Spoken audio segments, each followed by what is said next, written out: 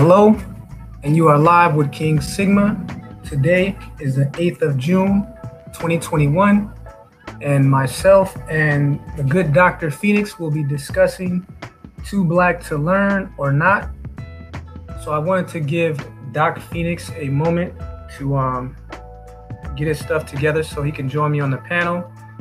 I was thinking that he'll join me for maybe 60 minutes, and then we can open up the panel if there's any questions or anyone in the chat if you want to join, but I definitely want to keep it to something like 90 minutes today. But I think the topic is a good one. I was on a panel earlier uploaded by Man of Tomorrow, and this discussion about business owners and employees was the topic. But ultimately, when you're talking about business, who's going to be the entrepreneurs, who's going to be the administrators, who's going to be the employers, this all falls back to education. And that can mean education in the schools, it can mean education on the job through apprenticeship or whatever, but ultimately it's going to be determined by your skill development and your educational development. For some reason, this gets glossed over often. We just go from, hey, everyone should be a business owner, no one should be an employee, yada, yada. But at the end of the day, an economy can only have so many entrepreneurs, it can only have so many administrators, and it can only have so many employees. So there's a ceiling on that. But I want to focus more on the education piece today, because during COVID, the state of California, trying to outmaneuver the U.S. Supreme Court in a coming case that we've discussed on this channel before.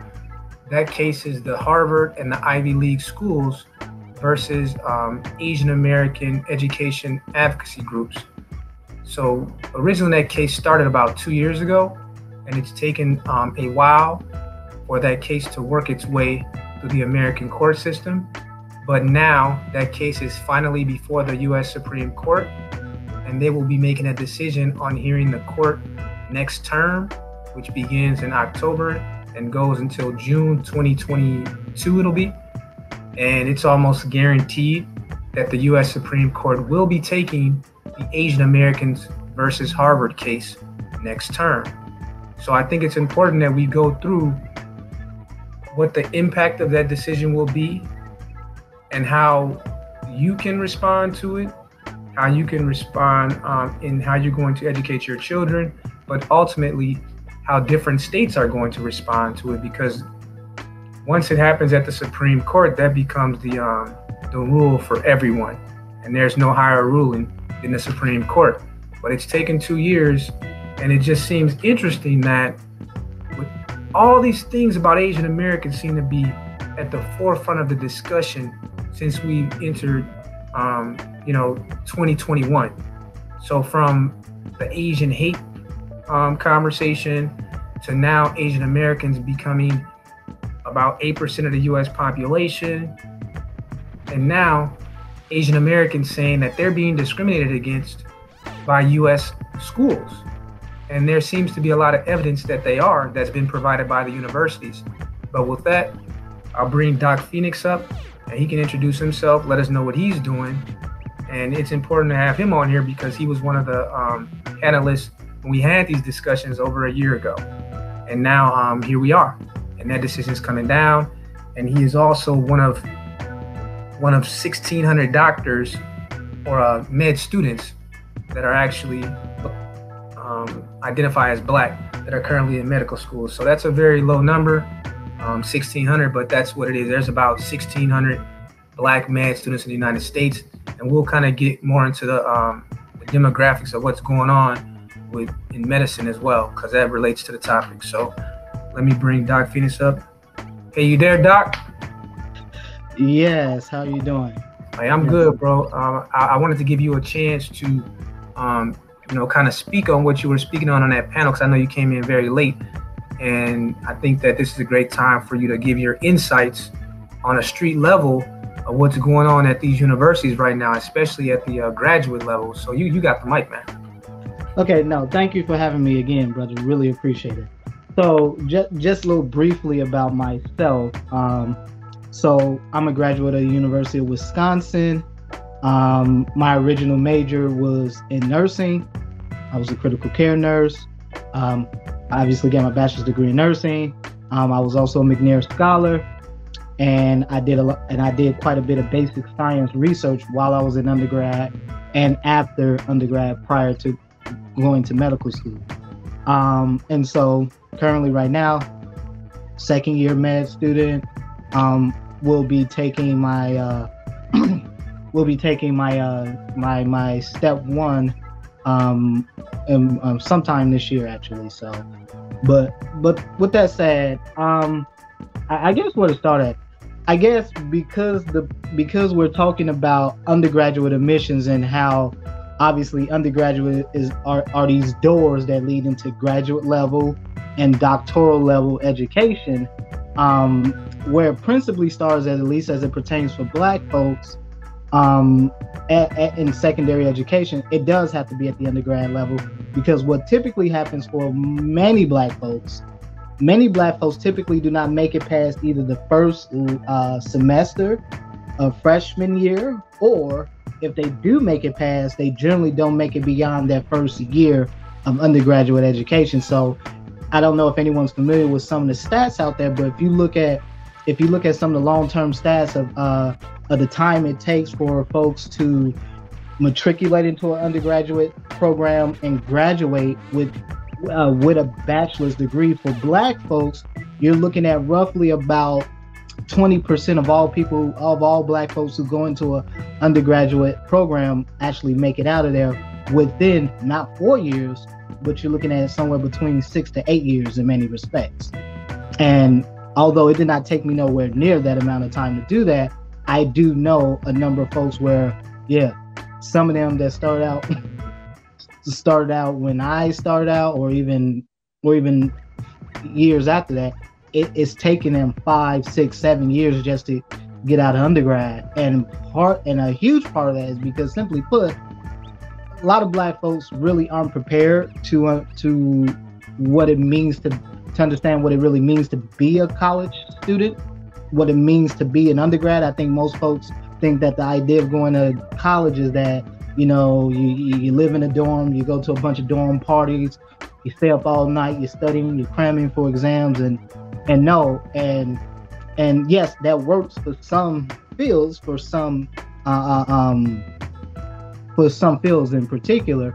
But when you're starting to look at careers, more long-term careers that actually take a considerable amount of planning, let's say going into medicine, going into engineering, that really takes more of a long-term, longitudinal approach, because simply put, that the start that you have in that first year of undergrad really lays the foundation for whether or not you will continue to be successful, not just through undergrad, but if you're looking at going to graduate school and beyond. And so where most Black folks tend to falter at is usually in that first year. So let me pause you right there, Dr. Phoenix, and I wanted to read this super chat from the brother Bernard Riley. He says salute, and finally caught alive. Hey, salute to you, brother. You guys keep supporting Bernard Riley and what he's doing on this channel, one of the faster rising channels in this Black YouTube space. Appreciate you dropping in for this discussion, bro. You got it, Dr. Phoenix. Yeah, sorry. So yeah, when you're considering that, when you're looking at what happens when and I can tell you from my personal experience. So over at the Black Brain Trust a few times, I talked about me when I was in undergrad, how I was a McNair student. And when I went in McNair Scholar, excuse me, and everyone's not familiar with the McNair Scholars Program, if you go to McNairScholars.org or .com, I believe, it's the whole website. You can go there now if you would like to bring it up. Probably be a good thing, King Sigma. But if you go there, you basically, what the McNair Scholar is it's a program. It's technically a post baccalaureate program, but you actually do it while you're still in undergrad before you graduate. And so the whole program is really a summer-long intensive program of research. And so basically, you learn the ins and outs of doing research, not at a collegiate level, like professional research. I'm talking about the kind of research that you will see in peer-reviewed journals, like journal like the New England Journal of Medicine, the American or JAMA, the Journal of American Medical Association, or psych or some of the or APA or something like that, American Psychological Association. There's tons of these journals out there, but the point is that you learn the ins and outs of conducting research, writing a proper research paper. And why is this so important? Because this program, when I did it, this was the program that really set me up for where I'm at now. And and for many folks that's pretty much everyone that I've known that's gone through it, they went on to schools like University of Michigan, Penn. They went on to Johns Hopkins. They went on to great universities afterwards. And so the point of doing this program for me was that in order for you to get into McNair, you actually have to, a professor has to sponsor you. So they have to agree to take you on as their mentee. And generally, the only way you can know a professor is, do you have do you have a relationship with them?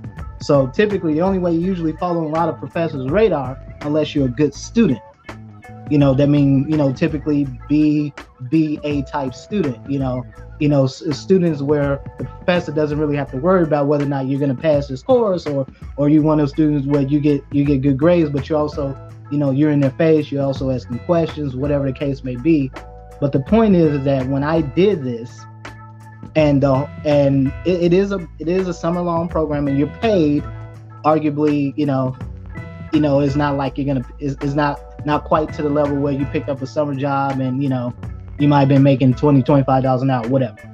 It's not going to be quite to that level, but again, that's not the point. The point is that when I did the program sets you up for graduate school, because at the end of the program, you actually have to write a paper that gets reviewed. It gets reviewed by the McNair committee at your school. Also, too, you go through these constant revisions with whoever your mentor is for the program.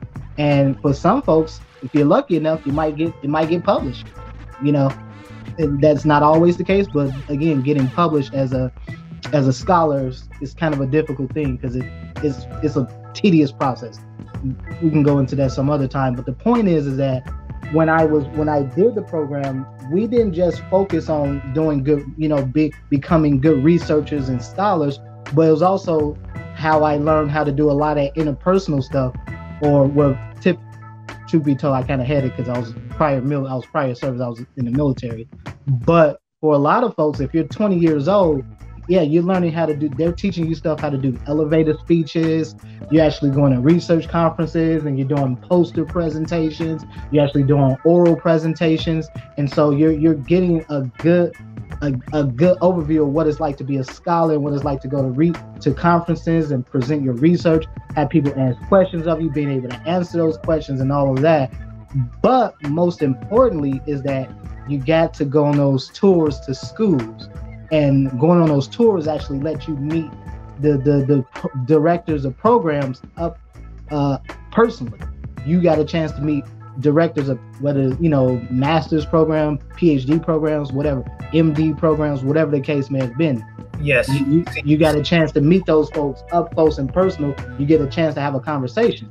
See, I'm glad you brought the tours part, because for me, that was the experience that opened my eyes the widest. So it was one thing, being in high school and kind of knowing indirectly people that attended college or whatever, but not actually having anyone in your own family that had graduated from a university.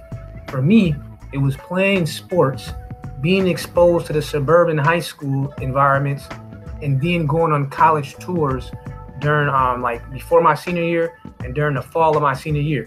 That's what closed the deal for me, was actually going to the college campuses and being able to stay all night, and stay for the whole weekend at different universities, and having that experience as a college student. Because when I was going on my college tours, there were lots of college students there, and some of them I went on were actually still in the fall. Because I was thinking about playing college football, but I decided to run track in college instead for part of my undergrad experience. But since I was into sports, I got to go to these colleges, talk to student athletes, talk to the regular students, meet with professors, but I was there on campus attending regular classes just as an observer.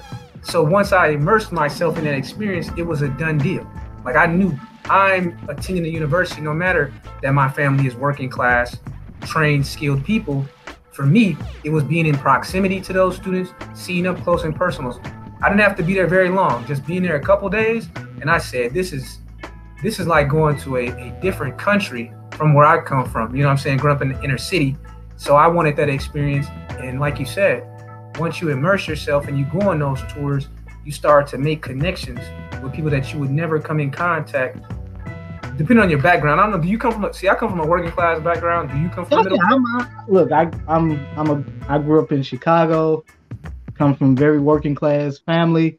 You know, my folks weren't college graduates and nothing like that. I was the first in my family to go to college, first in my family to graduate from college. So, you know, my experience isn't a whole lot different from most Black folks. See, I want to stop there for a moment because I want to bring up an article to show the audience, you know, get them familiar with this case that is kind of the foundation of this conversation. So I'm going to bring up the case that's about to go before the Supreme Court, so those that are not aware of it can take some notes on it.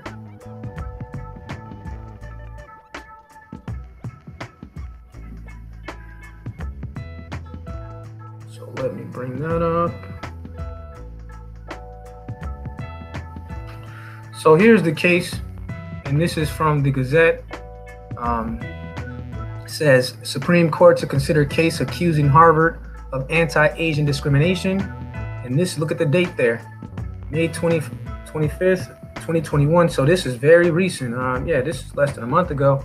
Yeah, just a few weeks ago. Yeah, just a few weeks ago. But again, you know, these things are there, but I never hear discussion of these cases or these important policies that are coming down.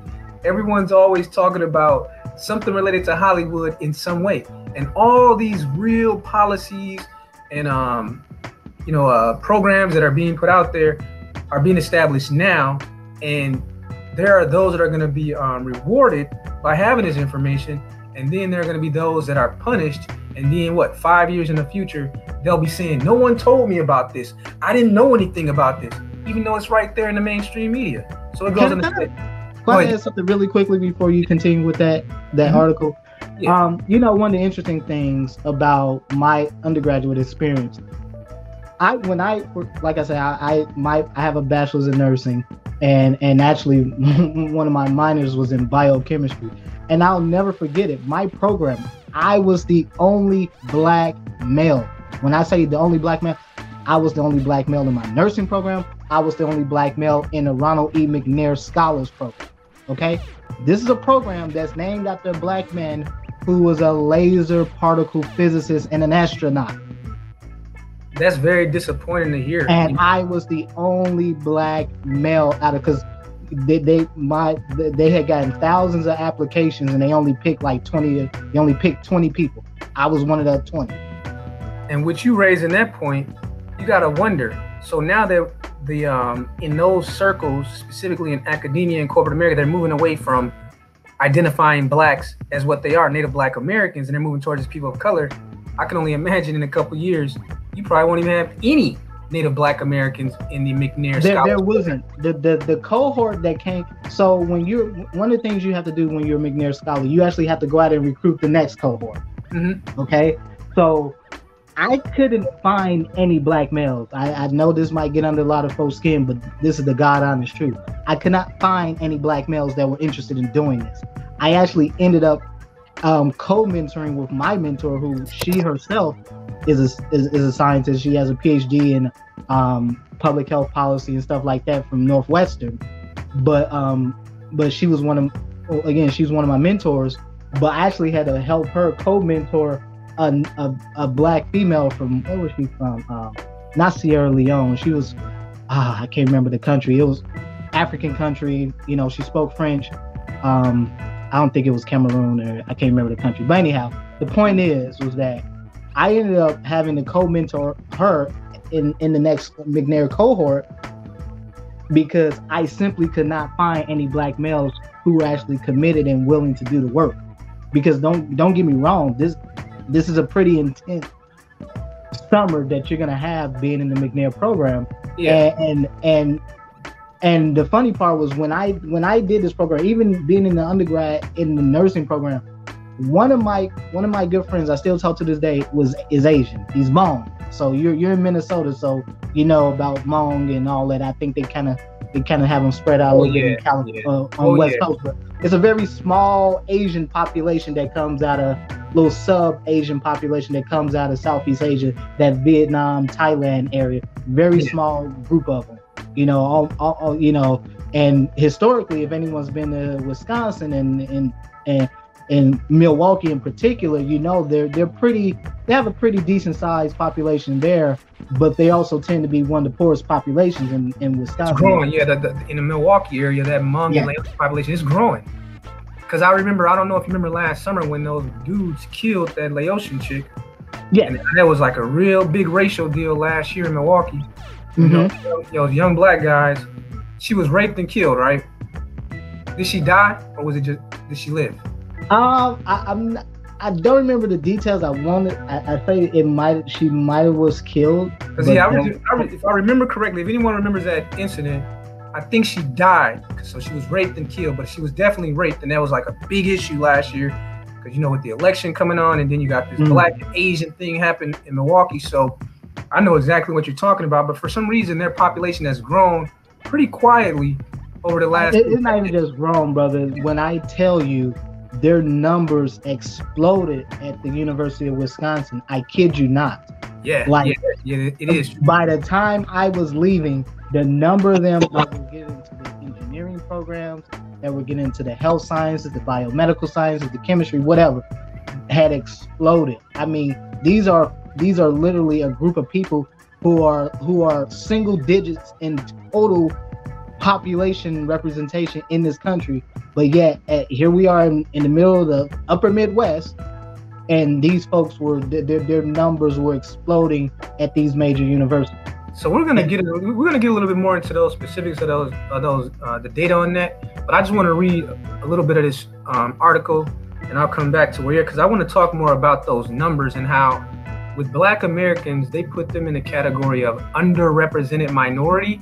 But with Asian Americans, even though they're a smaller population for now than Black Americans, they're considered a overrepresented minority in terms of how these programs assess who they're going to give scholarships to, grants to, or whatever. And that's just very interesting to me. We got to talk more about that because most scholarships and grants are generally merit based, and so typically you do have some that they just give you because you fall into this specific group of the specific population, but most are generally merit-based, meaning that how well are you performing, what are your grade, what's your GPA, stuff like that. Can you have people that recommend you for these things? Because a lot of them, and that's another one of those key things too about McNair. When you're McNair, you get grants and scholarships open to you that other students don't. Yeah, and it used to be, because like what you're saying is that it used to be more need-based and race-based, but they moved to a merit-based format, mostly because of the rankings. Yeah, absolutely. Absolutely. This is how these schools maintain their rankings and the news and world history reports. Yeah. Although arguably, a lot of folks don't like it because typically schools pay to get on there, but hey, you gotta adjust. It is what it is. So let me just go ahead and introduce this case. The Supreme Court will consider taking up a case this week in which a student advocacy group is accusing Harvard University of anti-Asian discrimination in its admissions process. Students for Fair Admissions, a conservative advocacy group, appealed to the High Court in February after the U.S. Court of Appeals for the First Circuit ruled that Harvard does not discriminate. The group originally sued the university in 2014. So, wow, this case actually is 7 years old. I thought it was only like 2 or 3. It says, claiming that the school violates Title VI of the Civil Rights Act by holding Asian students to different standards. These included judging Asians on the basis of likability, courage, and kindness, rather than academic performance for admissions. So I'll just leave that there. Well, it says, in the group's petition to the Supreme Court, attorneys for students for fair admissions called Harvard's conduct toward prospective Asian students appalling. The group asked the court to overturn Grutter v. Bollinger, a 2003 case that found that college can factor race into the admissions process. So That's what I want to focus this conversation on, is that last piece right there, and how that has kind of been the policy the last 20 years, where it had moved from quotas, like in the 80s and 90s, it was okay to do quotas, but eventually the Supreme Court said, no, we're not going to do quotas anymore. We've given these blacks enough time to catch up to the rest of the country. And remember, so coming out of that civil rights era, we didn't have this big population of Asians. I think like in the 60s, we're talking like 1% of the population or something, right? And we didn't have this big population of Latinos that we have today. So basically, what the Supreme Court said in 2003 is that we've given this group called Native Black Americans 40 years to figure things out and try to catch up to the white population. But at the same time, while they were still allowing, things like quotas and more of an emphasis on race as a factor, these populations were growing, even though blacks still had this program in place. But the Supreme Court in 2003 said, hey, we've given you enough time. We're going to minimize and start to take the race out of schools as a factor, because they were saying that in that case. They said that there's still some systematic racism here. So we'll let race be a factor in the process, but you guys need to prepare that we're going to eventually eliminate race as a factor in admissions. So now here we are, 2021, and SCOTUS is about to take this case, and you can definitely guarantee, I promise you, they're going to annul the Grutter and Bollinger case, and they're going to move to a race as not a factor at all, and they're going to move straight to merit. And then we can kind of get into what's going on in California and how they're responding to what they're preparing for as far as a decision from the Supreme Court. They already know that they're going to take away race as a factor. So what they're trying to do, they're trying to say, okay, Asians are outperforming whites, blacks, and all the native population on these tests. They're outperforming them with the GPA. The best thing we can do to help the lowest performing students, which are blacks, Latinos, and Native Americans, we're going to take out the standardized test. And that's going to create a whole bunch of problems. But we can get into that a little bit later. So you got the mic back, Phoenix.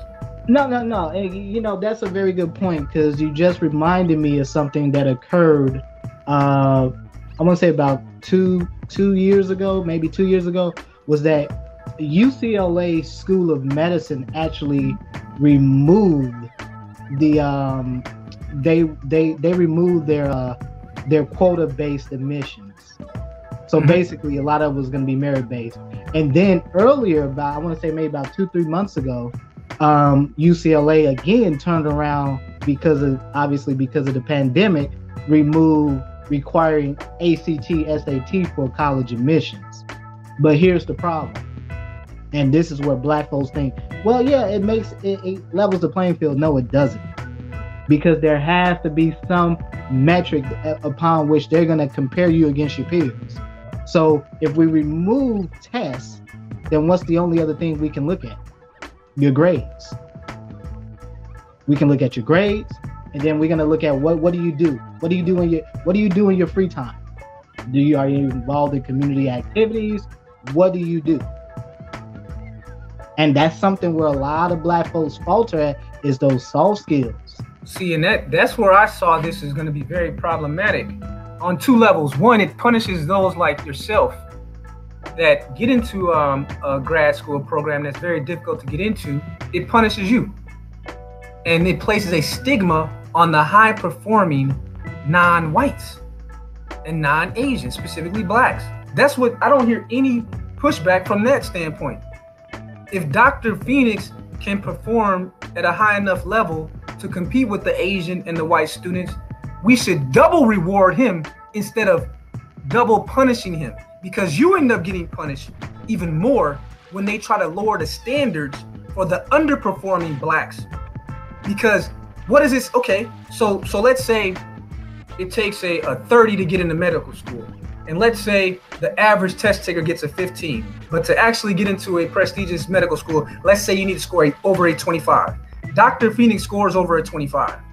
So that means no matter what obstacles have been placed to him, he did what was necessary to score in the top 10%. Now he deserves 100% tuition scholarship to go to that prestigious medical school. And everyone will respect him. Employers, because this really boils down to employment. we get so caught up in what's going on at the school, we forget the schools doesn't pay you. You're gonna have to go out into the workforce and find an employer that believes in your skill set and in your academic success and hire you and pay you. So if they start to believe, well, we can't trust the black students coming out of California because they were given an advantage because they're perceived as too dumb to compete with first generation Americans. I find that very insulting that you would allow these white administrators to say to you and your black children, these new immigrants and these first generation Americans, they are smarter than you, and it's not your fault that you're dumb. So what we're gonna do, we're gonna punish them for their work and their efforts, even though they're first generation. Many of them parents can't even speak English, but by whatever means, they found a way to compete with native born American whites, blacks, whatever, and then actually surpass them. So the black competitor that can compete, instead of highlighting him or her, or instead of promoting him or her and giving them the resources they need to continue to compete, no, we're gonna focus our resources on the bottom, the ones that don't compete, instead of highlighting the ones that do compete, talking to a Dr. Phoenix and those like him that were able to beat those tests and to seize and find out, how did you do it? What was the process that you worked through? What method did you use to be able to compete with these Asians? Because as far as these white administrators are telling everyone, you black boys especially are dumb. So how did you beat the odds? And trying to replicate that formula, instead they say, let's lower the standards and let's punish the successful ones. That just, it doesn't make any sense, because again, this is one of the reasons why when you look at the med school stats for black students versus black doctors, why there's a small gap. It's not a big gap, but it's a small gap between the amount of blacks that are in medical school versus those that actually end up being employed. And this unintended consequence is due to the lowering standards and creating a stigma around black graduates. And then the employer at these hospitals will say, well, you went to such and such school. We know that they have a quota program in place, low key, where they let in blacks that are underperformers. And when we put them in these jobs, they underperform. And that's why there's a small gap. You got it. No, you bring up something interesting. And what you're saying, that's why it's critically important for someone like, when you're in professional programs like a medical school, for example, where when you're a student, when you're a medical student and you're going through clinical rotations, you're having to get graded by doctors. They're actually judging your performance, grading your performance. And two, they're going to be the ones writing those letters of recommendation when you go to apply for those residency programs. And so if you haven't been able to one perform, and two, demonstrate you have at least gotten a mastery of doing something like a basic history, taking a basic physical history, doing a basic physical exam, whatever the case may be, recommending treatment, stuff like that, again, you have to, there's always a burden of performance here, no matter what. And it's not just for medical students, it's for any profession. Whether you're looking at lawyers, engineers, you're looking at nurses, whatever, doctorally educated nurses, because some of the most competitive programs I've seen out there, believe it or not, actually doctoral programs for nursing. Some of the most competitive ones that I've seen, highly competitive at top tier Ivy League schools. And the problem is that for a lot of folks, for many black folks, many black folks have not mastered this ability. How did I do it? I'll tell you how I did it. When I got out of the military, I went straight to community college. I did my general ed, just nothing but my general ed. I did all of that at a community college in Chicago. And by the time I decided to apply for a 4-year program, I was already good.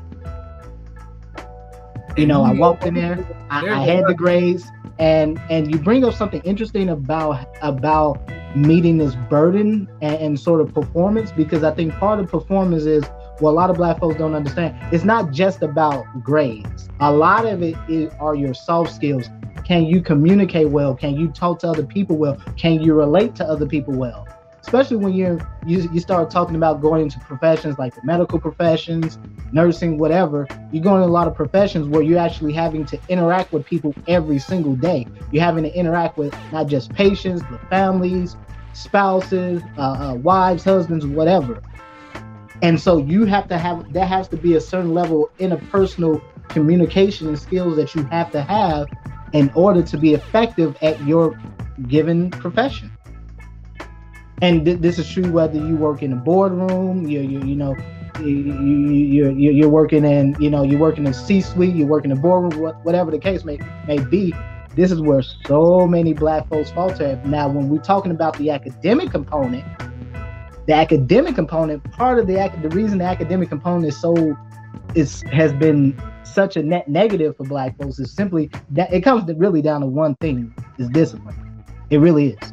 Okay. Most Black folks go to college and they do not study. They think college is playtime. They think it's time to go to frat parties, go to sorority parties, get turned up, do whatever it is you think the college experience is. Do everything but graduate. But the brother Struggle 668, appreciate the support. He says, I have to donate to you all because if it was foolishness, you would get more donations. So I cannot just let this knowledge slip by without paying. And we appreciate you, Snuggles. And I saw that you had another question. You were asking about the IQ. And I know that the IQ is a controversial topic, but I guess we can kind of work through that and how that relates to everything that we're talking about. By, we can look at that IQ scale and we can kind of talk about it. So I'll bring up that scale for you guys. And let me just continue this really quickly, because about the discipline thing, and I when I talked about being a McNair scholar, this doesn't matter what kind of scholar you are, whether you're a Rhodes Scholar, a Fulbright Scholar, whatever. Again, people don't get to those levels without some inherent level of discipline. You have to be willing to sacrifice that personal time. Are you willing to give up your Saturday nights to study for the MCAT? Are you willing to give up your Saturday nights to study for the GRE or for the LSAT? Okay? Not easy, brother. It is not an easy thing. No, it isn't easy. No, it's not easy. Not when you're in your 20s and your friends are going off to Miami for spring break and you're saying like, damn, do I really want to go study? I really want to go study go study the gluconeogenesis. Do I really want to go study the mechanisms of that? No, and then most people wouldn't admit what you just said, and I think that's why we can't make progress on this conversation, and always reverse back to the racial aspect instead of the actual work aspect, because people don't want to honestly admit that they're just too lazy to do the work. And I can tell you, because I studied for the LSAT and I succeeded and I scored in the top 15% on the LSAT, and I really haven't shared how much I went through to do that. I gave up. I was working a regular full-time job, and I gave up my evenings for like 3 months because I had a set schedule where I would work my regular job, then I would go get something to eat, and I would go straight to the library, because I couldn't study at home, because I found that if I ever studied at home, automatically I'm going to end up doing something else, taking calls, getting caught up in something else, or doing something else. So for me, I had a schedule where I went to the library for a certain amount of time, just doing like, the preparatory reading. And then I had certain days set up where I turned off my phone, went to the library, because they had like those little, those quiet rooms you can rent out. Yes. And I would go in there with my timer, and I would take the actual standard test that you can buy. So you can get the little booklets with the actual test, timed it, everything. And I did that. And I made that sacrifice, and I was rewarded for that. So I know that it's way more has to do with discipline and how much you really want to achieve the goal. Most people, they play into all these victim games, but they know deep inside that the truth is a lot of the reason why they're not succeeding is because they're not doing the work. They don't want to do the work. They want to just be given to them. And that's the truth. But I got this IQ score range up here for Snuggles, and you can kind of tell me what you think about it, Phoenix. But basically it says that those above a 130 are considered very gifted. That's 2.1% of the population. Those between 121 and 130 are considered gifted, 6.4% of the population. So basically, about 8% of the population is above 120 IQ. Then we move to the 3 largest groups would be 111 to 120 above average intelligence. That's around 15.7%. Then average intelligence is considered 90 to 110, 51.6%. So that's where the biggest group is considered average intelligence to above average intelligence. And that's about, 67% of the population is in that range. And so it looks like about 21 to 22% are below that range. So you have the 80 to 89 below average intelligence and 70 to 79 cognitively impaired, 6.4%. So to answer Snuggles' question from my perspective, my thoughts on IQ is that regardless of what the score is, what's important is to look at the results. So let's say you took IQ out of the equation, right? You said IQ means nothing. But then you went into an environment and you were told, you were shown these different groups. And the person that did the testing told you, this group has this score on average, this group has this score on average. And then you looked at what those societies produced, what those communities produced, what those families produced based on those numbers. For me, what would be important to me is what was the result? What did they produce that I can see that? So let's say you got what they say has a 60 IQ, but then everything in their life that they've produced looks like what I would expect from someone that has a 60 to 70 IQ. So for example, we know that when you look at criminals, they tend to be based on the kind of crimes they commit. They can even look at criminals by their IQ and predict. The FBI does this all the time. Be able to predict the kind of crimes they'll be able to commit based off what the scores were, though, even for a criminal. So that's how I look at IQ. I just look at the results. So if you say, hey, I got 120 IQ, but you produce results of someone with a 60 IQ, then what the hell is the value of having 120 IQ? But if you have 120 IQ and the world that you create for yourself is representative of what we would expect from someone with 120 IQ, like for example, how Bitcoin and crypto is the new craze right now. So if you got someone that says to you, well, I have 130 plus IQ, then I would expect that person, the moment that they even heard of a technology called blockchain, that 130 IQ person should have been the first one, because they got the information about it to be able to say, hey, this blockchain technology, this is where I expect this to go over the next 10 years. Let me buy up this Bitcoin while it's $1, so I can be one of the richest 130 IQs. So that's how I look at IQ. What about you, Phoenix? Well, my take on it is simply this. Yeah, the numbers say what they say, but objectively, do people behave and have outcomes according to those numbers? But more importantly, if you actually look at studies based on IQ, there are actually a number of studies that show one of the easiest ways to raise your IQ is simply read. Most folks don't realize it. If you just read daily, and that doesn't mean pick up your phone, that means pick up a hard copy book, open it up, read, is one of the best ways to raise your IQ. And speaking of IQ, I will say this much, and this is probably gonna be a little controversial, but I'm not gonna burn your channel like that, brother. But I'm gonna say this. Man, I've already been burned, so it ain't no big deal. Like my channel, I done got so many strikes. If you want to know, you was just talking about psychology. If you look at your brother, you study for the LSAT. I know they put a lot of stuff related to psychology. You take the MCAT in medical school, nursing school. You go through the whole litany of studying sociology, psychology. You're tested on it heavily, and specifically developmental psychology. And so if you look at studies for developmental psychology, specifically for children, the psychology of children is usually set by the time they're 8. Meaning that whatever's been imprinted in their mind from birth to 8 years of age, that's who they are. And typically, that is a very hard thing to change under most circumstances. Yeah, and I had people in my family that always encouraged me to do reading.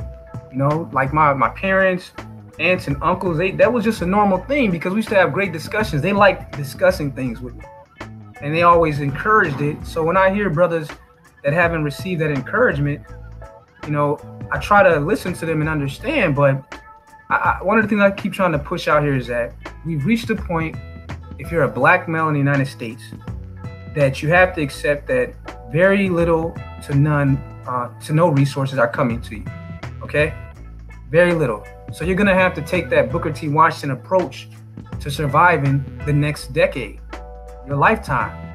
Because if you're not gonna do it, don't expect anyone to come and help you do it at all. There's no trend or no narrative being pushed right now by mainstream institutions to encourage black men and black boys to improve their lives and to compete more. There aren't no programs that I'm aware of that are nationally talked about. You don't hear on like CNN them talking about black men like that. You know what I mean? Like when you turn on CNN, Fox News, or any of these networks, I rarely hear them talking about what's going on with black men in the workforce or what's going on with them in schooling and in their households.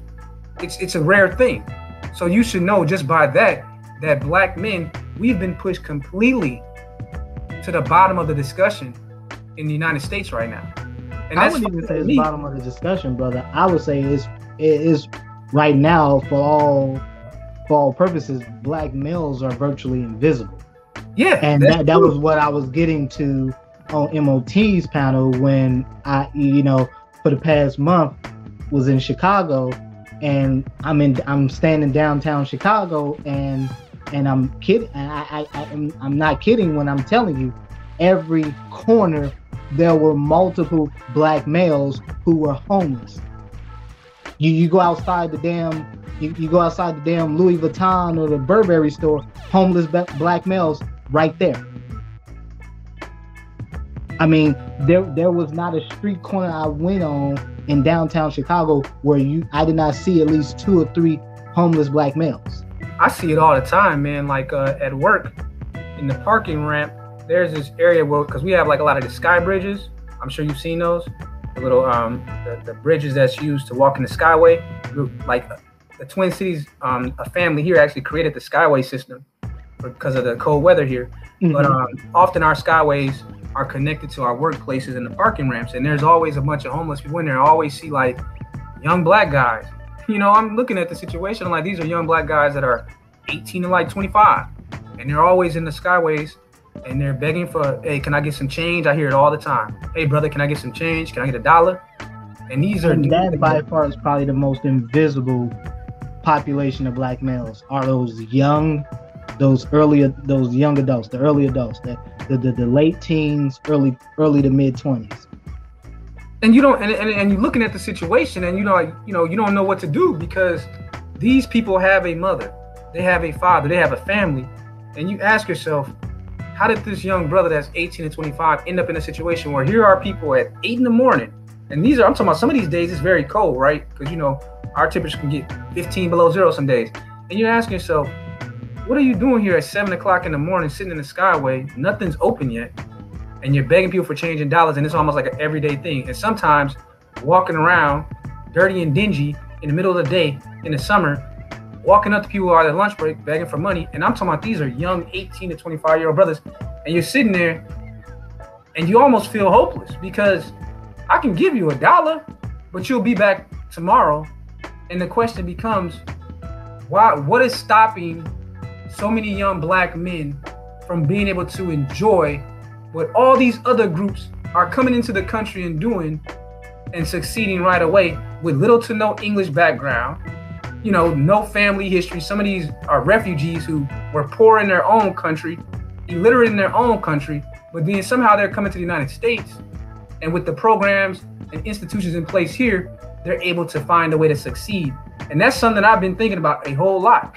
And I see it when I'm at work and I'm in the downtown area, mm-hmm. and I'll see these young brothers in that position, and I feel something because, well, this person looks just like me, but I work with pretty much nothing with people that look like all these other groups. And I'm asking myself, what are they doing right that we're doing so wrong as a majority? And is there even enough time to fix it now? Because I'm like, does anyone even care? That kid, that teenager that I'm looking at has a father somewhere. He has a mother somewhere.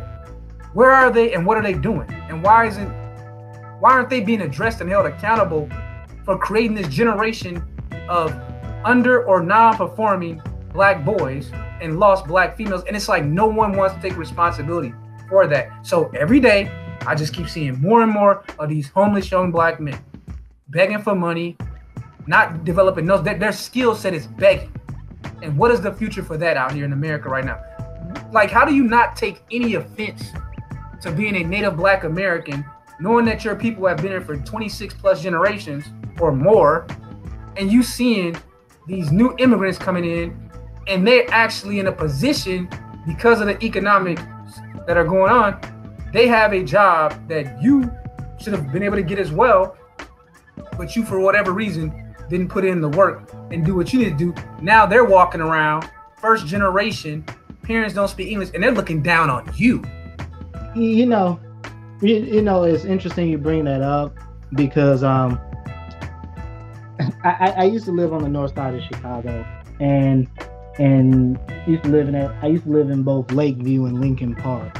So anyone who's familiar with Chicago know that those are two of the most expensive neighborhoods in the city. Some of the most expensive neighborhoods in the goddamn country. And you know, when I was just there a couple weeks ago, you know, one of the things that really stuck out to me were all of the 20-something non-black young adults that were rolling up in brand new Teslas, Range Rovers, Porsche Macan. You know, you can think of any luxury mark they would drive. Brand new, 20-some-year-old kid, barely can park the damn car, but hey, they riding around in $70,000, $80,000, $100,000 vehicles. And the thing that asks me when I see so many black males, especially for the younger ones, a part of I ask myself the question: what series of choices led to where they're at now? And not to say that it is completely their fault. No, that's not what I'm saying. But what I am saying, there were a series of decisions that happened in their life, whether they made those choices or whether some of those choices were outside of their control, ultimately led to where they're at now. And then I asked myself, well, truly, can they be helped? And and unfortunately, I know this is a tough pill for a lot of black folks, especially for older black males to swallow, the Gen Xers in particular. There's not a whole lot you can do for these folks. I'm not saying this to be malicious, but I'm saying this to be that if you're asking folks like ourselves, millennials, that whether you're the older millennial, younger millennial, even and those in between, if you're putting the onus onto our generation to say, hey, these guys need to be helped, we're still in our 30s. Your oldest millennial now is just turning 40. Yes, and that's the point. And you cannot sit here and put this on a relatively young generation, or the generation that's really in between the oldest generations and the youngest generation, and say, well, you guys have to do this because it's just not feasible. Because why? Because most of your millennials are still out here getting their stuff. And they didn't have no resources again. See, and I'm a big fan of talking about cultural capital, because I've always seen it as one of the biggest liabilities for young black people, is that they come into situations where there's nothing being passed down to them from their family to help them get started. You know, so they're just basically being, hey, I raised you to get to 18, and then they're being thrown into the economy and onto the public to survive. But they haven't been given anything that can help them get started. So it's really on you. And I'm fine with that. But I just guess my problem is that when we keep coming back to these conversations and everyone is ignoring the fact that it's not that these young men are failures. It's that there is no investment. No one's going to sit here and tell me that if you were trying to grow a plant and you put it in the worst kind of soil, never gave it sunlight, never watered it, and then when the time when that plant is supposed to bloom, that date comes around and that plant is dead and it's wilted, and then you're going to just say, well, damn, the plant wouldn't grow. And that's the part I'm sick of. Because it's the shifting of blame always. Well, it's systematic racism, or it's the schools, but the blame has to be on the parents and the individual themselves.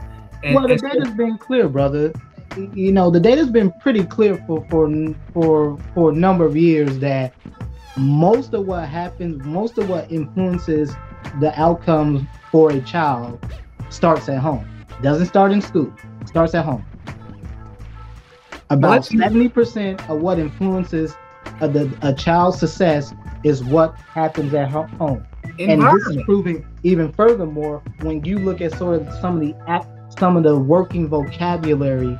When you look at working vocabulary among Black children, Black teenagers, Black college students versus their peers, where the average white, or I should say non-white college student has a higher working vocabulary than the average Black college student.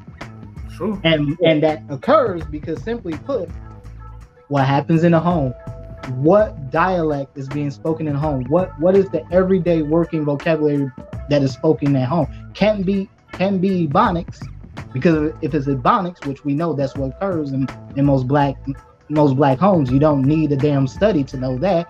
You just know that anecdotally, just listening to the way people talk.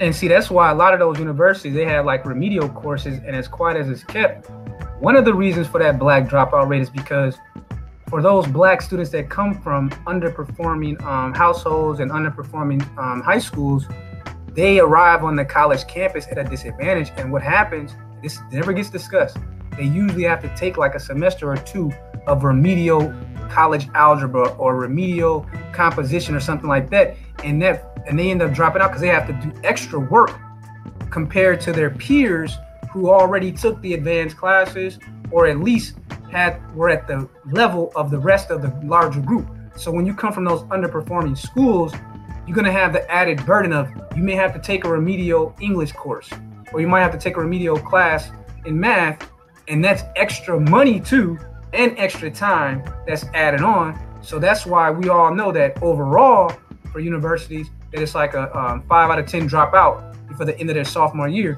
And it's higher for the Black student because we don't talk about the fact that a lot of them come in underprepared, and then they have to take these remedial courses, and then that frustrates them even more because that takes a lot of effort as well to catch up with your peers. So it'd be a lot of things going on in academia, and in the University of California system. To me, is the way that they're going about trying to resolve these issues by getting rid of the standardized tests, even though they know that the standardized tests give you the information you need in the aggregate to know how these students are going to perform. So I'll let you respond to that, but I'm going to bring up the study that came from the California Department of Education recently, and how they're going to get in front of this Supreme Court decision, and we can kind of go through what they said about that.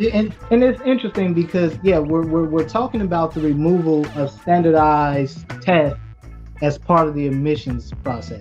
Now it's interesting because also one of the big things that happened this year too in the field of medicine is that they actually, when you're in medical school, you have to take three major exams that determine the course of whether or not you're going to be able to go into residency and eventually go on to become a licensed practicing physician. Step 1 and step 2. Now, step 2 was broken into two parts, CK and CS. So CK is clinical knowledge, CS is clinical skills. So you take CK and CS typically in your in between your third and fourth years of medical school. Now, what happened is two things. One, for step 1, which you take at the end of your first 2 years of medical school, they actually removed the numerical value that you used to be scored on. So it went from a 3-digit numerical value to just a pass or fail system. Yes. Well, you're going to like this one, Doc. You're going to like this report, man. Then 2, for step 2, they actually got rid of the clinical skills. So they got rid of CS. So instead of you taking 2-part step 2 USMLE, you only take a 1-part, which is clinical knowledge. And that one is purely based on what you learn during your clinical rotations and stuff like that. And so why is that important is because, yes, we're seeing that even at the medical school level, they are starting to become a little bit more flexible on how they're judging students. Now, don't get it confused because they took away the 3-digit scoring system for step 1 and just made it pass fail. Then the other thing about it is that then the step 2 CK is going to become even more important, along with your grades and your letters of recommendation. So not only is it going to be your ability to show that you can academically perform, but do you have those soft skills to where will a physician be able to go out on a limb and write a letter of recommendation or letters of recommendation for you? Okay, see, and so here's the report that I have that kind of backs the things that you're saying, and this came straight from the system-wide review of the report of the Academic Council Standardized Testing Task Force, and this was released this spring. It says that they were taking comments all the way up to the 23rd of March, 2020. So this task force, STTF, is what it's called in California, and it's run by Janet Napolitano. She was some kind of secretary for either Barack Obama or either Trump. One of them. I don't remember which one, but I know that she worked. It was Barack Obama. Okay. So she worked. I think was she his Homeland Security? She might have been a Homeland Security secretary, if I remember correctly, under Obama. I think that's who she was. But yeah, she was one Obama secretary. I can't remember which one. Okay, yeah, so she did work for Barack Obama. So now what has happened, she's been in charge of the University of California's system of schools. And she was the one that's trying to get out ahead of the Supreme Court on this decision that's coming next year. So I was just going to kind of, look at some of the highlights of this report for the audience. So there were certain questions that the STTF asked for this report. And one of them was, how well do UC's current standardized testing practices assess entering high school students for UC readiness? How well do UC current standardized testing practices predict student success in the context of its comprehensive review process? Do standardized testing assessments fairly promote diversity and opportunity for students applying to UC? And there's a list of questions. This is a big ass report, like 228 pages, but I just want to look at some of the main conclusions they came to. So, for example, this to me was the most important insight from the entire study. The STTF found that standardized test scores aid in predicting important aspects of student success, including undergraduate grade point average, retention, and completion. At University of California system, test scores are currently better predictors of first-year GPA than high school grade point average, and about as good at predicting first-year retention, UGPA, and graduation. So I want to give it to you, Dr. Phoenix, because I wanted to show the audience that this report is out there. They back up what the brother was just saying. So they're trying to get rid of the standardized test, even though they know that it's the best predictor and the fairest objective metric for admitting students, for supporting students, and for predicting their success within the university systems. And again, let's not get lost on schooling. The only purpose of schooling is to improve yourself economically and mentally. So you want to become a more liberal thinker, not the liberal political version, but in terms of, reading, rhetoric, speaking, things like that. And you want to get a better job and improve your financial position. What else reason is there to attend university outside of that? And I put the financial before the rhetorical things, the reading and things like that you learn, arithmetic and all that. That's fine. But really what you go to university for is to get a higher paying job that will justify the cost of what the cost is to attend university going forward, in my opinion. That's the only reason to go to university, is to improve your financial position, in my opinion. Yeah, and I think part of improving your financial position is that, and I think this is where the conversation that gets wholly skewed in Black society, where people don't understand the purpose of going to a university. You don't just go to a university because you want the damn degree. No, you go because of the network you get plugged into. I got into this not just because I was a good student. I got into this because I had a whole bunch of damn connections. Okay? And I got those connections because I was ultimately a good student. So there had to been some metric, some bar I had to reach in order to get people to notice me and take an interest in me. But if you go back to what you just read, Kingston, there's two important things. So if you look at the UC California system, because I know folks right now at UCLA. I know folks who went to UC San Diego. I know folks who've gone to USC. I know that's not part of UC, the UC system, but it is what it is. The point is that if you look at prior to them removing the ACT, SAT as part of the admissions standard, I don't know if people knew, the average ACT score at UC, at a place like UC Davis or UCLA, was about a 30. Yeah, it's pretty high. That's right. That was right around the 90th percentile. And typically, the ACT, what is the ACT highest score? You can get like a 36? I think it was like a 36. So yeah, it was somewhere close to the upper 80, close to 90th percentile. Okay. And so when you look at that, and the reason why test scores are so important, because test scores demonstrate one particular character trait: discipline. Mm-hmm. Can you sit down? Can you give up? Are you willing to sacrifice time with your friends, your girlfriend, boyfriend, whatever? Are you willing to give that up to get the score you need to get into the program you want? No, they're not, and they need to just. And that's what it comes back to. So people say, "Oh no, there's no correlation." Yeah, there is a correlation.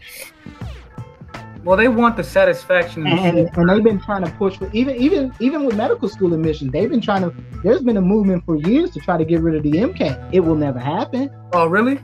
Oh yeah, they've been trying to get rid of it. There's been sort of this undercurrent movement for years to try to get rid of the MCAT. It will never happen, and it will never happen. It's a bad decision. It's a bad decision for this fact, because okay, do you want someone performing surgery on you that you don't trust, that can pass those tests, that can do the work that the experts in that field have determined need to be done?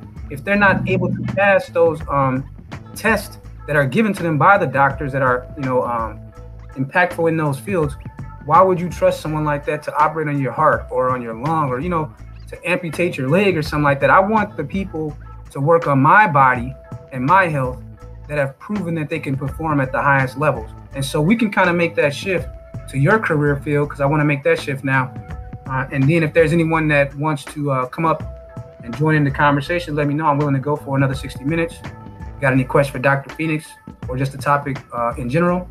But, when you look at Dr. Phoenix's field, like I said earlier, right now, there's only 1,600 Black med students out of a population of Black Americans between 36 to 40 million. However you guys want to look at the numbers. If you want to keep just 8 hours population, or you want to add the immigrants, but whatever the case is, that represents like 7% of med students. So so Black American families are underperforming and producing enough Black med students. And that's odd, because that generation that would be the parents of what is today's med students, I thought they grew up watching the Cosby Show, and that was about a Black doctor and a Black female attorney and all that. So you would have thought and then that was when Johnny Cochran. So the generation of parents whose children are in the age range of your average medical student, you would think that would be the generation, growing up with Johnny Cochran and all that, and with the Cosbys being on TV, that they would have been the generation to raise this big group of Black doctors. Because we're always talking about Black Americans as an underrepresented minority group in these professions and in the schools. But that's so problematic to me, because if there's any minority group in America that should be overrepresented, it's us. Why are we simply just trying to match our percentages in the population of around 12% versus, surpassing our percentage, doubling our percentage? Why aren't we striving to be 30% of doctors or 30% of lawyers?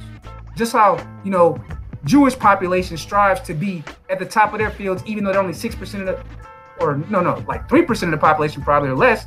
But they try to overperform and be overrepresented in the white collar fields, banking and things like that. They don't say, well, we're only 3% of the population. We want to match ourselves 3% in these different fields. No, we're going to be 3% of the population and be 80% of the directors in Hollywood. You see what I'm saying? 80% of the CEOs on Wall Street. That's how they're thinking. So you look at the Indian Americans, who is a newer group than in terms of their population, they are only 1% of the U.S. population, but yet 12,000 medical students are Indian Americans. 5% of the doctors are Indian Americans. So I'll give it to you. This is your field. This is your topic, Dr. Phoenix. So I'm gonna give it to you there with that information that 12,000 medical students are Indian American background, and 5% of the workforce for doctors are Indian American. So they're overperforming by a factor of 5. Well, here's the thing. Now, I will say this much because I saw some of the comments in the chat. I'll say this much. Now, when it comes to physician education, now initially taking the MCAT, can a good argument be made for why the MCAT shouldn't be allowed? Yeah, I think there's actually a pretty damn good argument that can be made. Because here's the problem. All the subjects you study for that you study for the MCAT, you have to repeat them anyway in medical school. You go more in depth, but you have to ultimately repeat them anyway. So yes, you're not going to be, even at the time of taking the MCAT, no, are you going to know a little bit about everything? No, because the MCAT is arguably termed as the test that's a mile wide and an inch deep. And simply you have to know a little bit about everything, but it's just really at the surface. And so, yes, while testing, some people could argue that, testing the MCAT is a bit antiquated, and in some respects it is, which is why parts of it was changed about 5-6 years ago.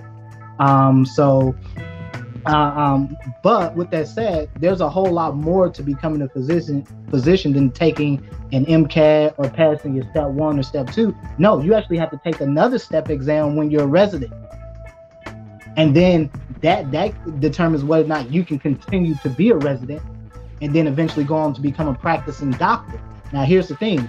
Now, depending on what your specialty is, you also have to take a board certification exam.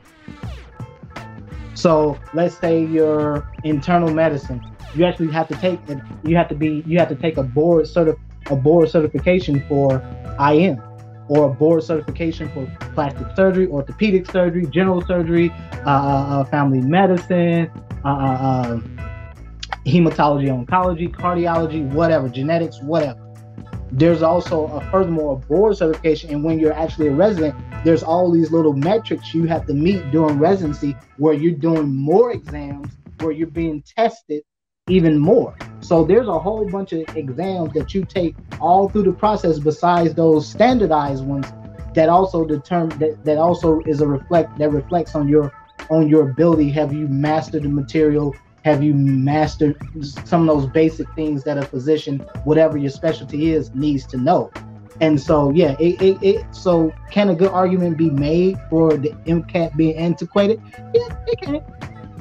But at the end of the day, it's never going to go away, because there has to be some objective measure. Because if it went on grades alone, I tell you right now, black folks will still be losing. Okay, but Dr. Phoenix, here's my problem with it. Even if you want to get rid of the test, I still got to have the question answered. Why are these first generation Americans, new Americans, outperforming the native population of America, whites included?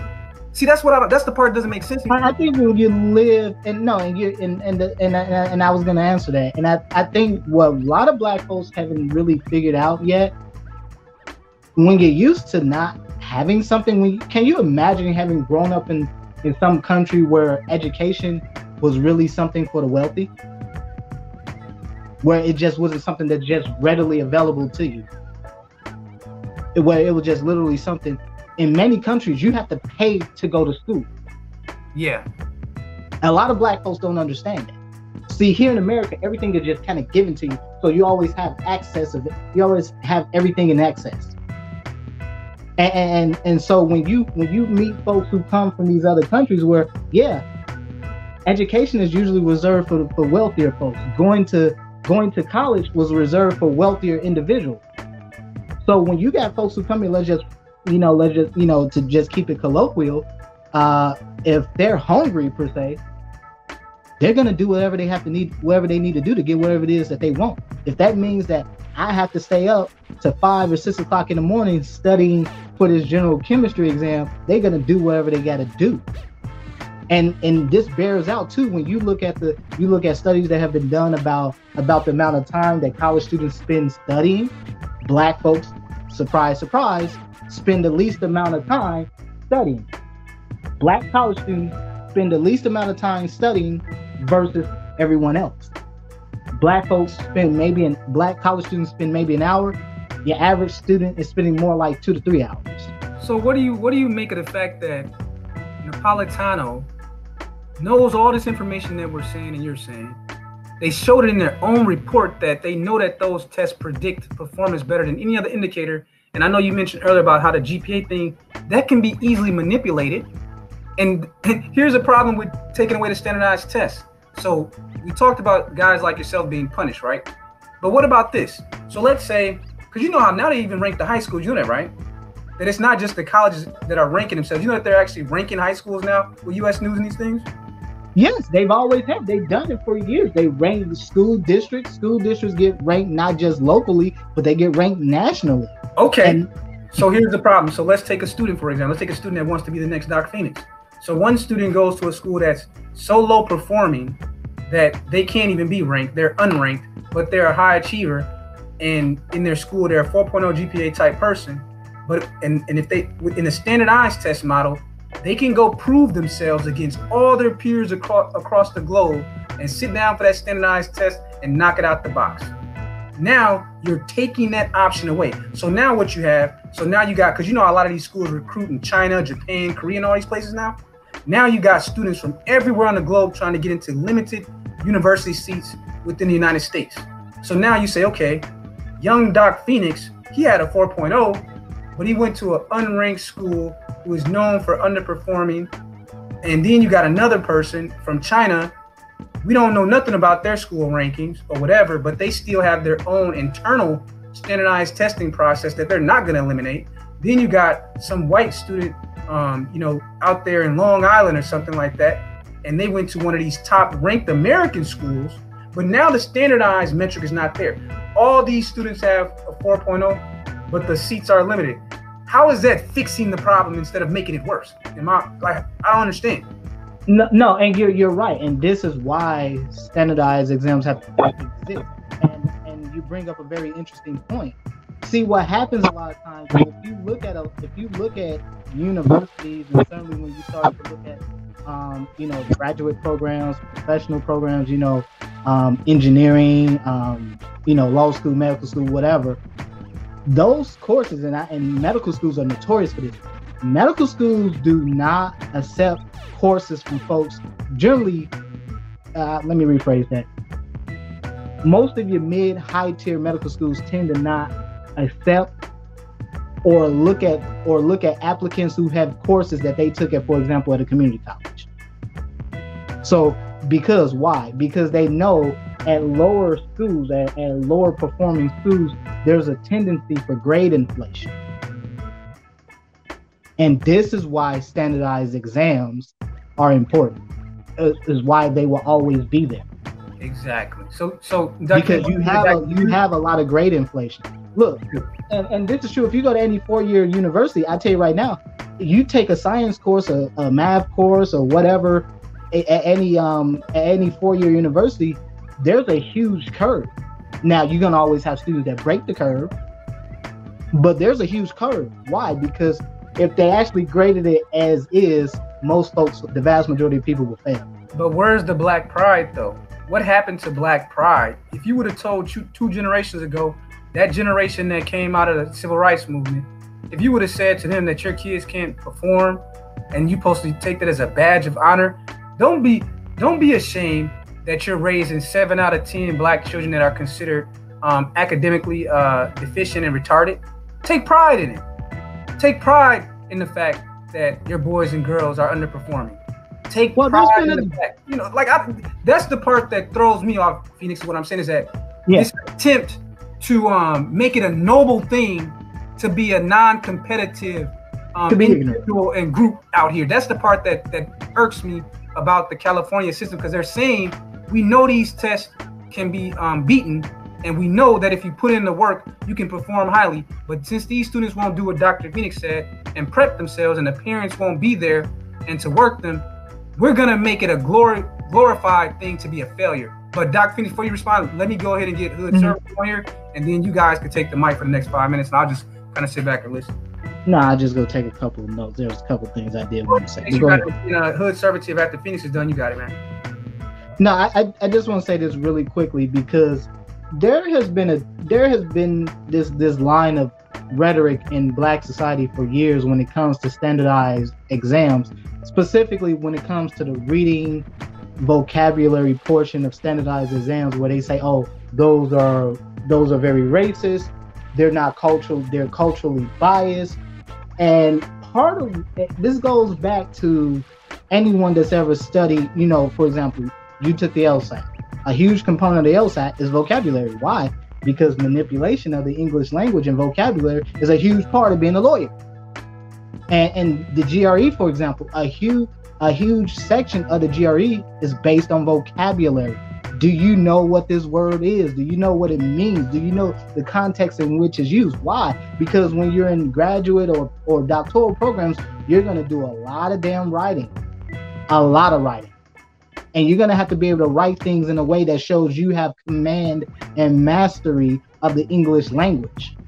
So you're going to have to use jargon and words that don't get used by the layperson. And unfortunately, most of your vocabulary, what people learn as their working vocabulary, most of that is set in during childhood. And then obviously as you move into your adolescent years, a lot of it gets forged through those social networks you have. And so again, if you're somebody that grew up in the hood, got a lot of friends from the hood, the collective vocabulary is not going to be sufficient, at least sufficient enough where if you were presented with words that you didn't know, that could you really ascertain the meaning just by the way it's used in a given sentence.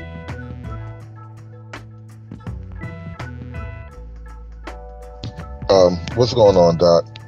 I think a lot of this stuff started a long time ago, but I think what we should pay attention to right now is these buzzwords like diversity and equity, because a lot of what's being done to the effect of basically dumbing down the populace and the Black male population specifically has been done under the guise of things like diversity. I mean, you're talking about language issues. I remember when that whole Ebonics wave was a thing, and it was explicitly done because, Black people couldn't speak the King's English, so to speak. And by intentionally lowering the standards, by lowering the bar, you will almost never get a sufficient mass of people who can actually rise to the occasion. And I don't see how you can expect to get something else. It's like trying to get it's trying to make a square into a circle. Like, no, this is how you program people or how you miseducate people so that they cannot be productive. And again, you gotta be aware of things like equity and whatnot, because you raised a point earlier too about the amount of Black doctors that you couldn't even find someone to sort of, I forget what you called it. It was some kind of fellowship program that you had to bring someone in behind you, and just that the numbers weren't really there. So let's think about this for a minute. If for the sake of equity, we want to promote Black doctors, right? Well, that sounds good, and for the sake of Blackness, we all support the idea. So now it's like, rah, we need more Black doctors. Oh, this hospital is all white. We're all the Black doctors. So now we're creating this artificial push. Well, we're creating this push to find, to artificially fluff the numbers. How do you solve that problem? You promote doctors who really ain't shit, just because they Black, though. And this is what you ultimately wind up with. And I would say, for me personally, I don't promote something for the sake of equity. When I talk about Black men being in medicine, I talk about it from a standpoint of really power, to be really frank, because I can care less about equity, because one, we're very, when you look at the Black male population, they say we're about 5, maybe 6%. But once you account for social factors, you remove for black males that have just personally can't participate in society for reasons of incarceration. Then we remove factors related to gainful employment. Realistically, you only have about maybe somewhere around a 2, maybe 3% functional black male population. So black folks will have and will black men have and will never have the numbers. So when it comes to equity, I'm not saying what I'm saying for equity. I'm saying what I'm saying is because there has to be a place on the global stage that black men have to take. And my problem is that I've seen too much of the fact that black men have refused to take their place among global society. It's just true. You can't compete, and and I say this not to offend any brothers that are blue collar working class. I'm saying this to say that there's a reason why the folks that run the world are generally folks who've gone to college or at least been in those environments. It is what it is. I know a lot of black males don't like it, but it is what it is. So we're just gonna punt on this, huh? So we're gonna accept that these liberal administrators are saying, hey, we know that these kids are gonna fail, because again, the task force report itself said these standardized tests are a better predictor of success. So we're doing this because it fits the diversity narrative, but we know that when these students arrive on campuses that they can't compete at and they get frustrated, and while they're at the peak of their enthusiasm, you're just gonna poke a hole in the balloon of these young people's enthusiasm when they're at their most determined stage, and then they get to this university that was a tier too high for them. So you know how the colleges have tiers? Yeah. So let's say the students that we're talking about, they would be better off taking the path of Dr. Phoenix, going to that community or junior college for 2 years. Most states now, at least in the blue states, community college is either free or just about free. So they can get all their basic courses in during that 1 or 2 years that they're there, save a lot of money, and now they're prepared to attend a higher tier university. So no, for this diversity illusion, we're gonna get rid of the standardized test and create more problems, and then the victim ends up being these students because the price of university isn't going down. So they're like, oh, yeah, we'll bring you in, even though we know that you're not gonna be able to perform at our tier 1 school. You're gonna pay the same tuition with the successful students. You're gonna pay less. This is the real killer. You're gonna pay less than the Indian American who got in through the merit system, while you're paying for them to attend the university. You're gonna just get the debt, because since you are a low performer, you're going to have to pay out of the pocket. Whereas this Indian student who met the standard, we're gonna give them all of the money of these native underperformers, because not only do we know that by taking the money from you, there's nothing you can do about it because it's subsidized, it's coming from plus loans or whatever, but this Indian American, we know from past history how they perform. But so I just see them setting these black students up for failure. But